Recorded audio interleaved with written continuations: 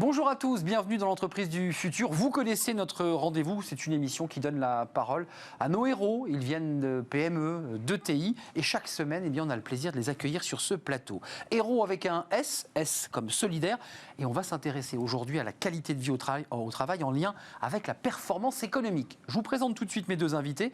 Denis Geneste, bonjour, vous êtes le directeur général d'Implid, qui est un collectif d'experts engagés au service de la performance du côté PME et ETI. Et puis à vos côtés, Julien Brézin, bonjour, ravi de vous accueillir, directeur général de Great Place to Work, et vous êtes un acteur de référence sur la qualité de vie au travail. Ma première question, Denis, chez Implid, vous accompagnez beaucoup de dirigeants justement à développer le capital humain de leur entreprise.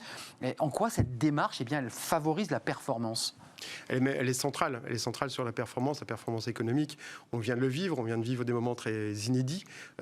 3 mois, c'était compliqué. La résilience dont on a fait preuve, dont les entreprises, dont nos clients ont fait preuve, elle est assise sur l'humain. Finalement, au bout du banc, il y a quand même un humain qui est venu et qui a absorbé un peu l'ensemble de ces chocs.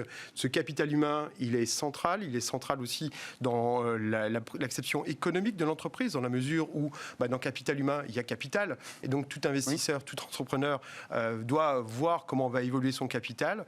On accompagne, nous, l'ensemble de nos clients sur cette démarche, sur comment on valorise le capital, comment on le déploie, sur quel levier on peut agir. Il y a des sujets d'engagement, il y a des sujets de rémunération, il y a des sujets de marque employeur, il y a des sujets de qualité de vie au travail. Ces éléments sont centraux parce qu'autrement, on perd beaucoup de valeur au final, à la fin de l'année. Justement, Julien Brézin, c'est intéressant parce que Great Place to Work travaille sur cette question de qualité de vie. Comment on appréhende le bon équilibre justement entre la qualité de vie et la performance économique ? Alors nous, très récemment, on vient de faire une étude auprès de dirigeants pour essayer de voir si c'était une problématique qui leur parlait. Et très clairement, à 91%, ils nous disent que c'est un élément essentiel et c'est un élément essentiel de la performance des organisations. Alors comment on peut l'analyser ? Qu'on l'analyse du point de vue académique, il y a énormément d'études qui sont sorties académiquement dans les universités, dans les écoles autour de cette thématique, soit en France ou à l'étranger, ou qu'on l'analyse sur le terrain. En fait, on voit que ça marche et que ça fonctionne. C'est assez simple, ça fonctionne à la fois au niveau RH, donc en termes d'absentéisme. On le voit, nous, nos entreprises, les entreprises qui sont des Great Place to Work ont un niveau d'absentéisme qui est 3 fois inférieur à la moyenne française. On le voit en termes d'attractivité, votre capacité à faire rentrer des collaborateurs. Là, les entreprises qui sont... Et à les garder. Et je viendrai juste après sur les garder, mais vous avez raison. Les entreprises qui sont des Great Place to Work ont la capacité à attirer ces collaborateurs. Elles reçoivent 2,5 fois plus de CV lorsqu'elles postent une annonce. Donc oui, ça fonctionne, mais ça fonctionne sur les indicateurs RH, et puis ça fonctionne aussi vis-à-vis des clients.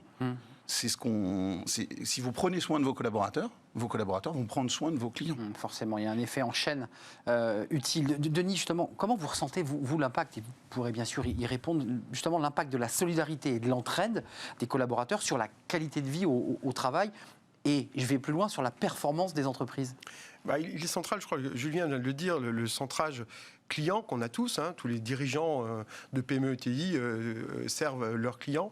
Il est impossible à avoir en qualité si on n'a pas aujourd'hui des équipes engagées. Donc travailler cette qualité de vie au travail, c'est fondamental. C'est aussi, ça va dans le sens de l'histoire. Aujourd'hui, les entrepreneurs sont tous bien évidemment des investisseurs, mais investisseurs qui doivent aussi travailler la raison d'être. Et la notion de raison d'être, elle est évidente du moment où on travaille le capital humain. La raison d'être, le sens et la valeur, c'est ces liens forts. La crise, elle a servi quelque part de loupe sur ce qui se passait. Et donc, elle vient catalyser le changement. Qu'est-ce qu'on a vu apparaître comme type d'entreprise ? On a vu apparaître des entreprises qui sont allées prendre des responsabilités beaucoup plus larges que simplement celle historique de faire du profit. C'est ça. Elles sont devenues des entreprises, on parle d'entreprises nous soignantes, des entreprises qui vont prendre soin de leurs collaborateurs. Ça peut paraître assez logique, mais soin de leurs clients, soin de leurs fournisseurs, soin de leur territoire. Et donc, ça va laisser une trace. Cette crise, elle va laisser une trace dans cette logique de raison d'être. Vous avez 15 secondes chacun, c'est la question rituelle. Vous la connaissez, je crois. Demain, après-demain, vos objectifs, qu'est-ce qui va changer ? Qu'est-ce que vous avez lancé ? Alors nous, très clairement, il y a quelques semaines, on est venu, on a présenté l'actionnaire salarié, il s'est terminé avant-hier. Donc demain, qu'est-ce qu'on va faire ? On va remercier l'ensemble de nos collaborateurs d'y avoir souscrit et de faire finalement de l'ensemble de ces équipes le deuxième actionnaire du groupe. L'actionnariat, c'est important, on en a parlé sur ce plateau. Nous, c'est l'équité femmes-hommes. On va lancer pour la première fois cette année, au mois de septembre, en partenariat avec un think tank, Agir pour l'égalité, et le magazine Marie-Claire, une liste autour des entreprises qui sont sur ce sujet-là et qui ont des pratiques exceptionnelles. Il faut la finaliser pour vendredi.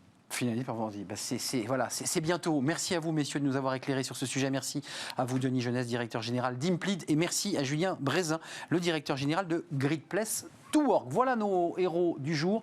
On se retrouve bientôt, évidemment, pour de nouvelles aventures dans l'entreprise du futur, évidemment.